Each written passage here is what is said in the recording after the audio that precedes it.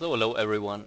So actually I'm pretty bummed out because I just recorded the complete audio track for this video and something messed up, so I have to redo it. But actually maybe it's quite nice because now I know what I want to talk about. Usually if I go for those videos I just start randomly talking, and well, this time at least have something like a plan what I want to talk about. So actually, in case you saw the last part, you saw that my civilization turned very unhappy due to the amount of cities I attacked and conquered. So I was warmongering pretty hard. But now I had some time of peace, and finally, since my civilization turned happy again, I thought it's time to keep on going and to keep my lead in the scoreboard. So I started a war against Arabia, and you see I have kind of a strange positioning.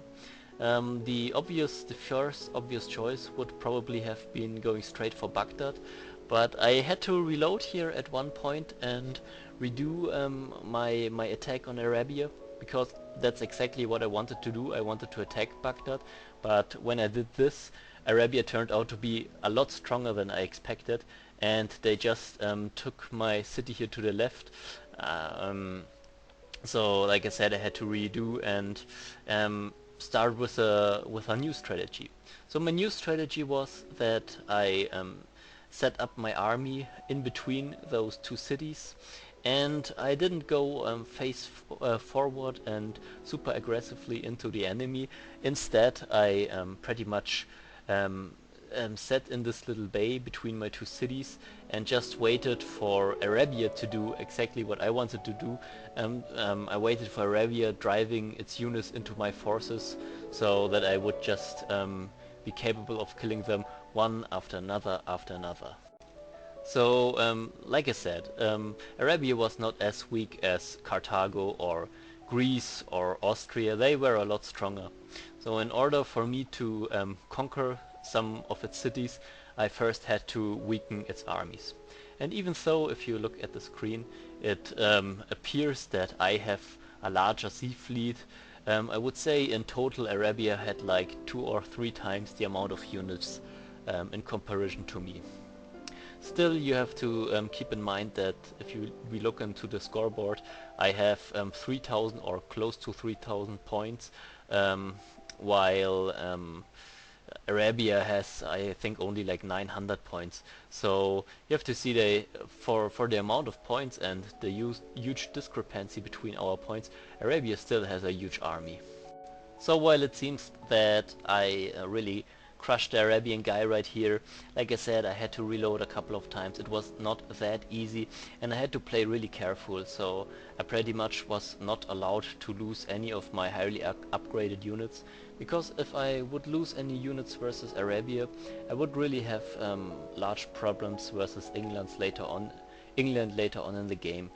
Because you see, England is pretty much the same in points as me, and even Arabia with a lot less points has a larger army than me, so it's pretty obvious if I would lose now my super upgraded units, I would have problems against England later on, of course.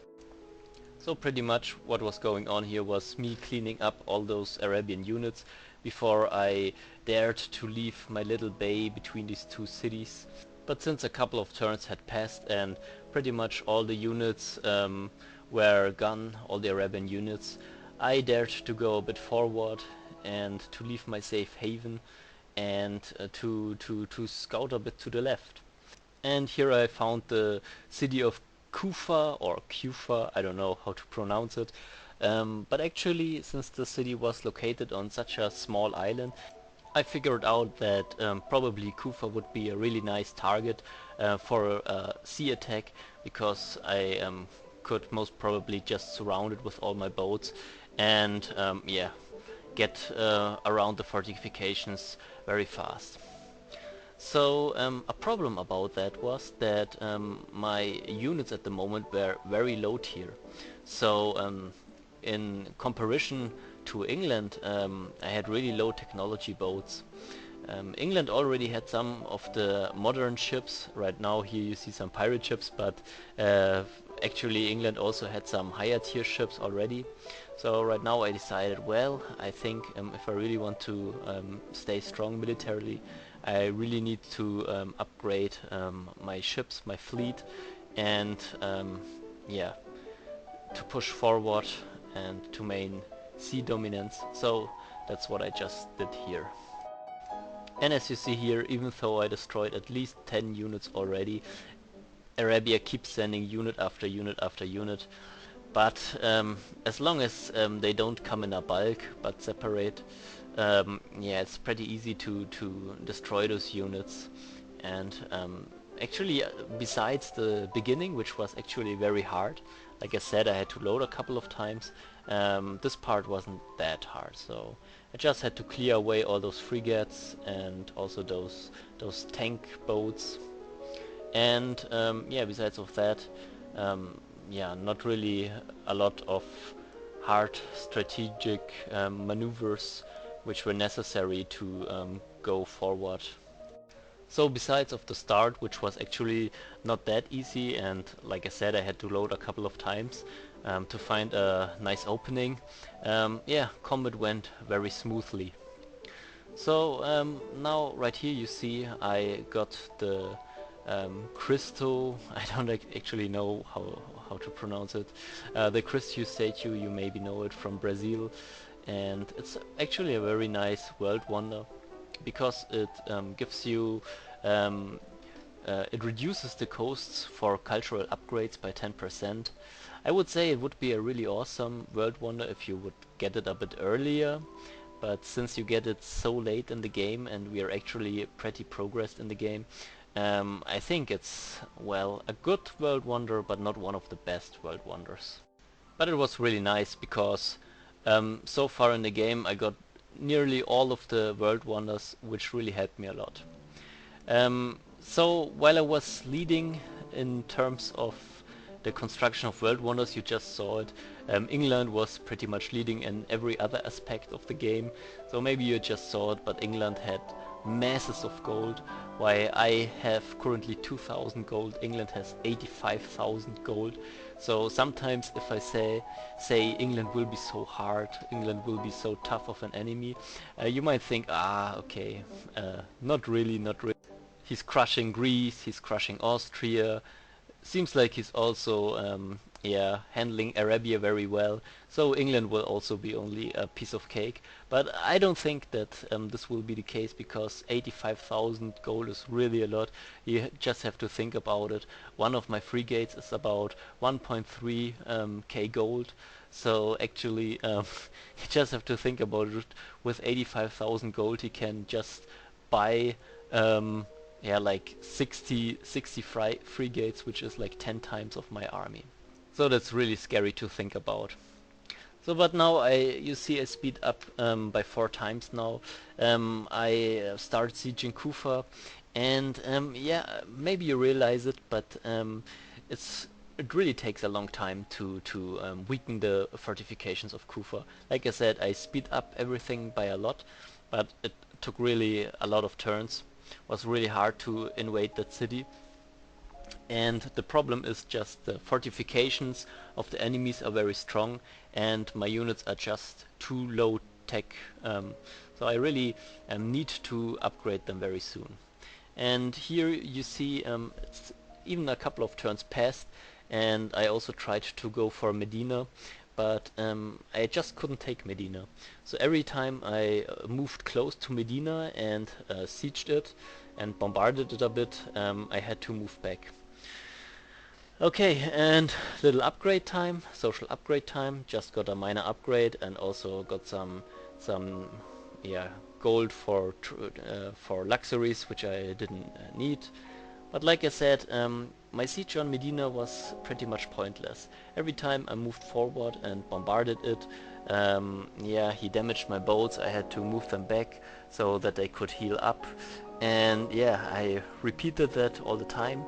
So well, at least I got some experience for my boats, but yeah, basically it was not possible to take Medina at that position.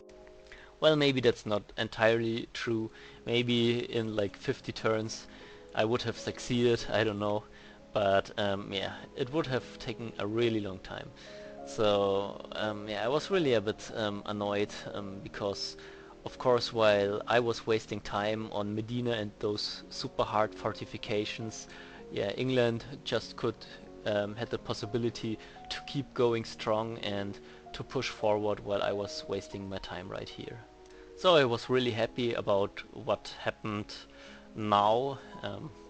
You see Harun al-Rashid, the leader of Arabia, just offered me a peace treaty, and if you look closely he offers me really tons of money, 100 gold per turn, and I already wanted to click accept, but then I thought, maybe if I can't catch Medina, maybe we can trade, change those 100 gold to a lower number. So I suggested 50 gold, and I wanted Medina, and actually really nice, he accepted it. So of course I would have liked to completely crush Arabia, but my units were just too weak. I couldn't, it would just have taken too long, so I preferred to make a peace treaty, take Medina, and yeah, take up a bit. Wait until I had the upgrades for my ship fleet. So now the next couple of turns you see how I progressed about that. Um, Here you see I just got the ship upgrade, but actually I forgot that for upgrading the frigates into the next tier of warships, so into the modern warships, I needed a new resource, which is oil. And for this new resource you also need a technology. Actually this technology is not a very high level technology, but still I didn't research it.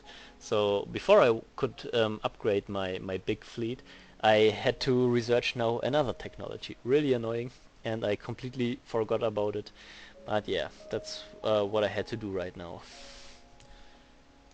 But since there were pretty much nothing else to do, and I couldn't attack anyone, I thought maybe it's now the time to build some of the national wonders, and I thought about creating the Academy or the University of Oxford. To create the University of Oxford, you actually have to create universities in every city, and as you see I have really a lot of cities, so yeah, so pretty much I had to buy a university in, yeah, every city. Pretty expensive. But if you look into at my gold income, at the moment my civilization was really blossoming, and yeah, I got a lot of gold. So yeah, I pretty much had the capacity to build universities everywhere. And now you see I just finished the University of Oxford, and the special ability of the University of Oxford is that you get a free yeah, technology. I took the atomic theory, because it was just the most expensive technology to research. And now all over my map I had those little uranium tiles plopping up. And the nice thing about it is that I also entered the atomic era. And yeah, you know, if Poland enters a new era, you heard it before, I also get a new cultural upgrade. And this cultural upgrade was actually really nice because it permanently reduces the gold costs of all the buildings I buy. So it doesn't reduce the production costs, but if I wanted to just buy, for instance, a castle, or if I would just want to buy a warship, it gets cheaper. And it's cumulative with the Big Ben and also with another trait, yeah, in my ideology tree. So I think all the stuff I buy now is maybe half the price of the stuff it would have cost originally. I'm not sure if you just saw it, but a couple of seconds back I also researched a technology which gave me the ability to discover oil.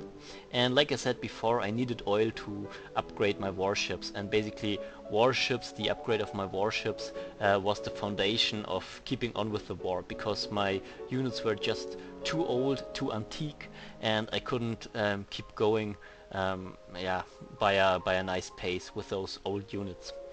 So the problem now was, even though I discovered the oil, I still wasn't able to upgrade my warships. By the way, I will explain in a second why that's the case, but what you see here on the right side of the screen is that Elizabeth just finished a world wonder. Actually, I don't care that she finished it. I mean, it does not give any benefits, but it's the Manhattan Project.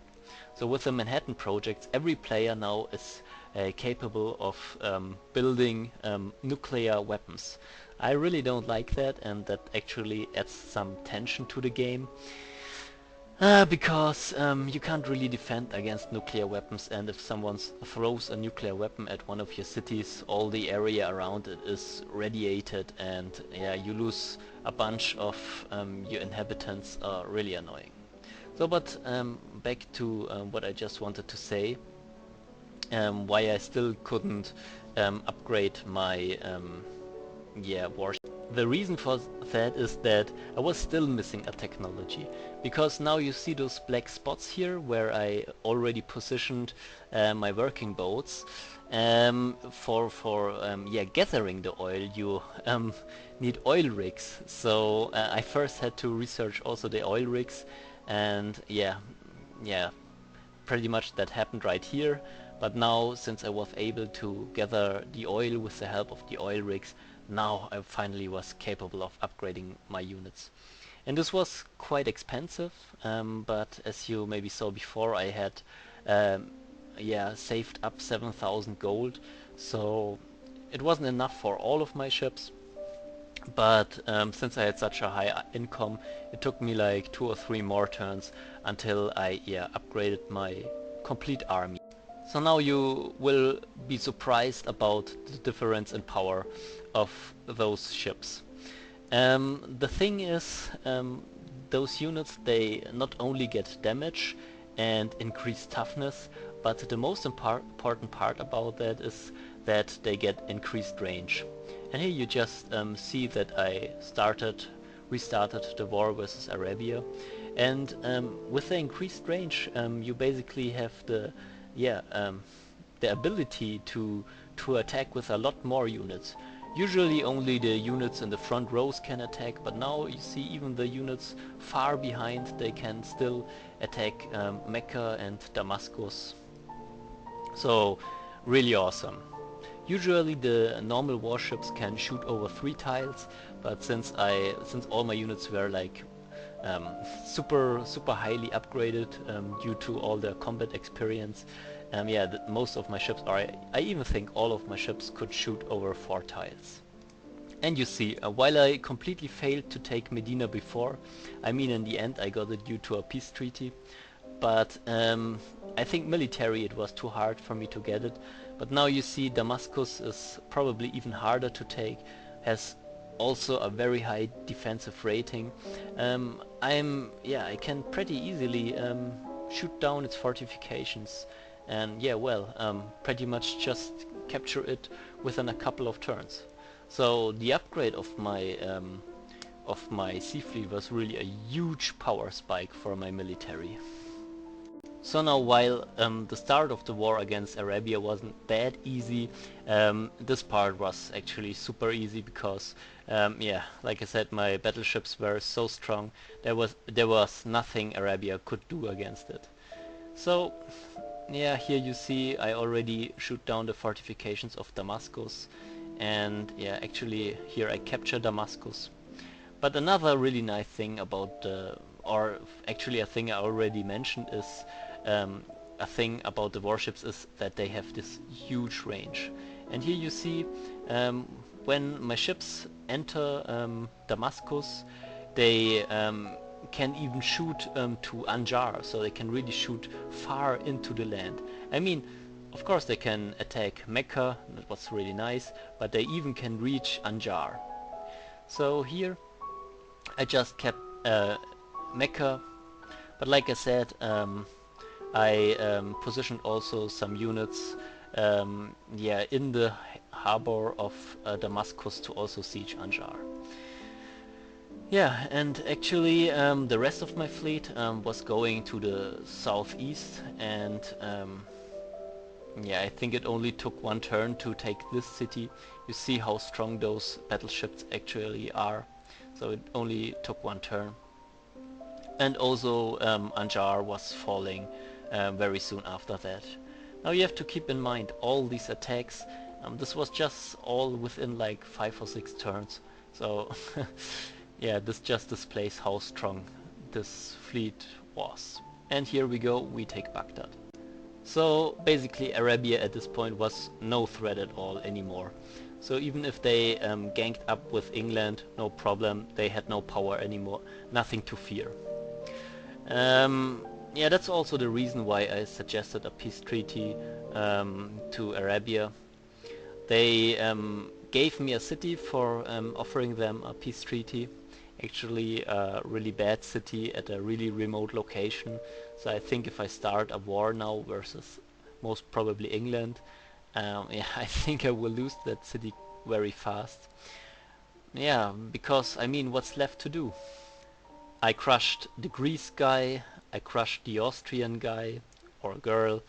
I crushed Dido, I mean she survived, she still has some power, but not a big problem.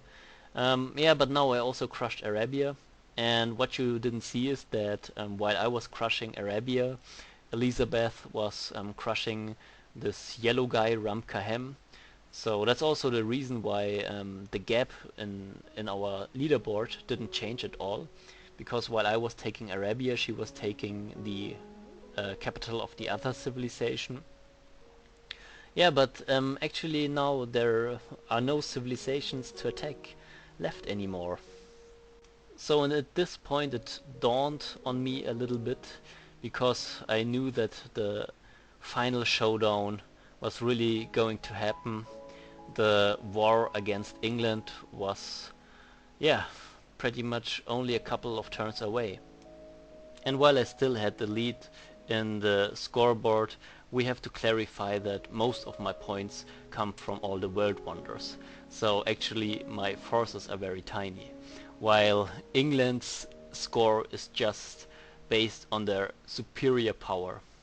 So at this point I really didn't know how this war would turn out and if I would even have a slight chance when facing Elizabeth. So now you know what's up for the next part of this video series.